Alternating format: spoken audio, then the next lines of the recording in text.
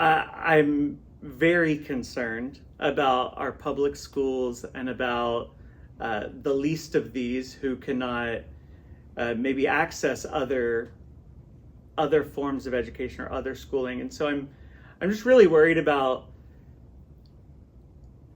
the path that we are on and how it's going to make it possibly more difficult to get a high level of education for all students. And that is multifaceted, but it's really like when I think the standard should be high, excellent education for our students with special needs, our students who speak a language other than English, and our typical students. Like any student deserves a high quality education. So I'm just very worried about the path that we are maybe going down in the current moment. When you look at a good educator, you think of someone who has passion, someone who has urgency, and always look for someone who has some leadership qualities. Chris has all those things. So he's very passionate.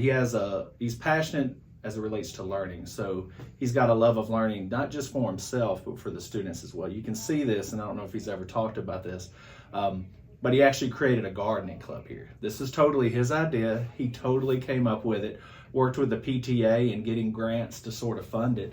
But he does that gardening club once a week, and the students get to go through STEM-like activities, and it just creates that love for learning. Again, totally his idea. And he's actually created a program to where they're building a greenhouse actually in one of our courtyards. I come from a history of educators in my family, and so I think there was always this education in my blood.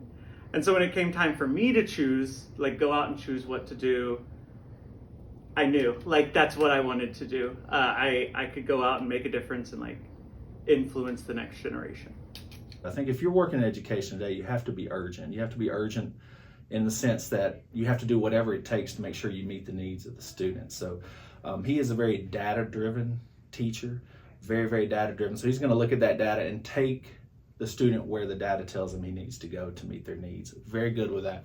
He's also an awesome leader. One of the things we started doing the Wit and Wisdom curriculum and the Tennessee Foundational Skills curriculum, I think it's 3 or 4 years ago. And we felt like every grade level had to have a literacy lead, someone who could lead that grade level through this implementation process. And for kindergarten, we chose Mr. Dickerson. He's the one that's doing it. He has done a fabulous job. He runs the planning meetings, sort of taking the other teachers in the grade level through that process.